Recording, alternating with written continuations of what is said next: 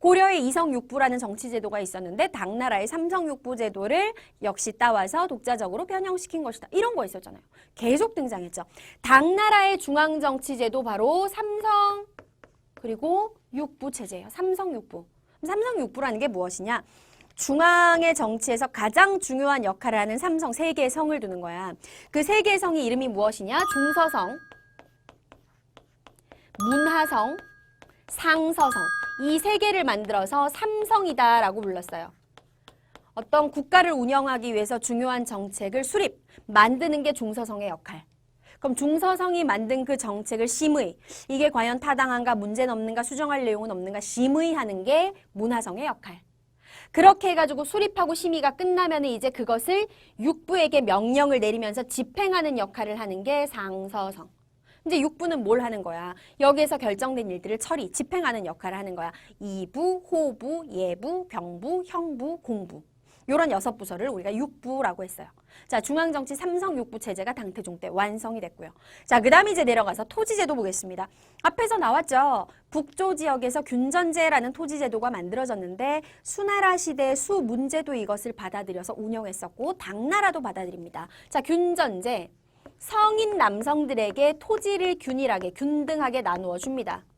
농사를 짓게 하는 거죠. 먹고 사는 문제를 해결해 줬어요. 당연히 땅을 공짜로 준 건 아닐 거 아니야. 땅을 나눠주고 니네들이 이제 먹고 살게 됐으니까 세금 내라 라고 하겠지. 그래서 이제 토지제도와 세금제도는 세트가 되는 거예요. 자, 땅 나눠줬어. 그리고 세금을 받아요. 어떤 세금을 받아? 3가지 종류의 세금을 받으니 이것을 합해서 조용조제도라고 불러요. 자, 조용조. 앞에 조랑 뒤에 조는 한자가 달라요. 이건 이제 무슨 세금 제도냐? 첫 번째 조는 곡물, 곡식. 농사 지은 것의 몇 분의 몇을 세금으로 바쳐라. 이게 이제 첫 번째 조. 그 다음에 두 번째 용은 노동력.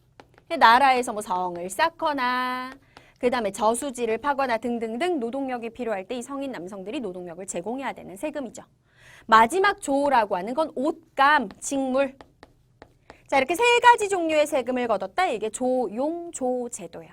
자, 마지막으로 군사제도는 어떤 시스템으로 운영이 되었냐면은 이름은 부병제라고 하는 것인데 직업이 군인인 사람들이 따로 있는 게 아니라 이제 어떤 거냐? 농민들이요. 봄, 여름, 가을, 겨울 중에 항상 말하지만 농민들이 가장 한가한 건 언제야? 농한기라고 불리는 한가한 시기는 바로 겨울이에요. 그래서 봄, 여름, 가을은 씨 뿌리고 농사 짓고 추수하고 좀 한가한 농한기에 이 농민들을 불러 모으는 거야. 그래가지고 훈련을 시켜야죠. 그래야 전쟁 났을 때 병사가 될 수 있지. 그래서 칼은 이렇게 잡는 거고 방패는 이렇게 막는 거고 그 다음에 창은 이렇게 휘두르는 거고 이걸 농한기에 가르쳐 놨다가 만약에 전쟁이 터지면 이 사람들을 모아가지고 병사로 동원하는 시스템이 바로 부병제라고 하는 시스템이었던 거야. 이 모든 제도를 모아서 우리가 율령체제라고 이야기하는 것이고 이 율령체제가 2대 황제 당태종 때 완성이 되었다는 거죠.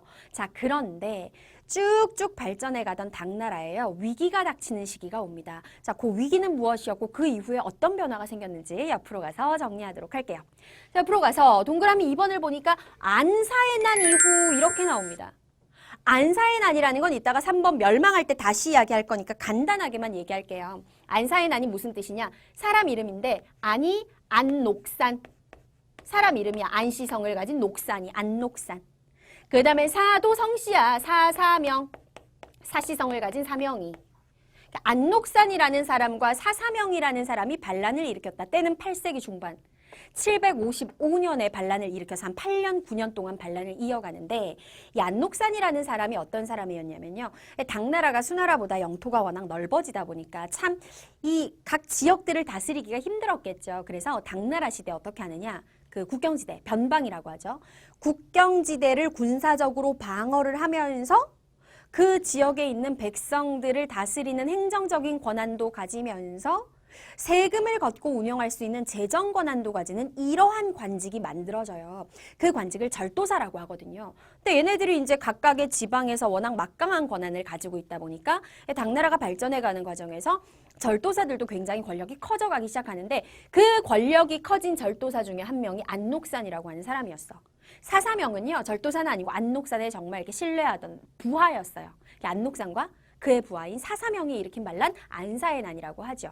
좀 이따 다시 얘기할 건데, 그러니까 이 큰 안사의 난이 거의 10년에 걸쳐서 일어나 버리다 보니까 당나라가 굉장히 혼란스러워졌겠지. 그러면서 기존에 있던 시스템, 제도를 운영하기가 굉장히 힘들어지는 거예요.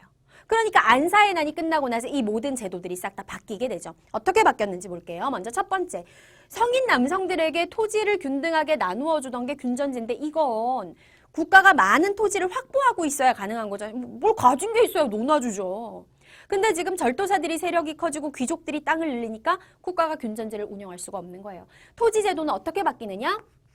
귀족들이 자신의 농장, 장원을 운영을 하고 이 장원에 소속돼서 농민들이 농사 짓고 먹고 사는 장원제로 토지 제도가 바뀌게 됩니다. 그 다음에 두 번째, 땅을 균등하게 나눠줘야 조용조라는 세금을 거둘 수 있는 시스템이었잖아. 근데 균전제가 제대로 운영이 안 돼? 그럼 당연히 조용조도 운영이 안 되겠죠. 세금 제도도 조금 더 간단하게 바꿔버려요. 이름을 양세법이라고 하는데 1년에 딱 2번, 계절에 따라 딱 2번만 뭐 곡식으로 세금 받고 그다음에 뭐 아까 옷감 직물로 세금 받고 노동력 수취업 이렇게 하는 게 아니라 그냥 화폐, 돈으로 1년에 2번 세금을 걷는 제도로 바뀝니다. 그게 양세법이고요. 마지막 부병제. 농민들이 평상시에 농사 짓다가 농한기인 겨울에 훈련을 받고 전쟁이 나면 병사가 되는 게 부병제였는데 농민들이 살기가 힘들어지니까 이것도 당연히 제대로 운영이 안 되겠죠. 그래서 군사제도도 어떻게? 직업군인을 모집해요. 직업군인을 모집하는, 즉 병사를 모집하는 모병제 시스템으로 군사제도도 바뀌게 됩니다. 이렇게 안사의 난이라고 하는 이 반란은 당나라 역사를 굉장히 크게 뒤흔들 정도로 엄청난 영향을 미친 반란이었어요. 자, 그러면 당연히 중요한 거니까 다시 한번 얘기해야 되겠지.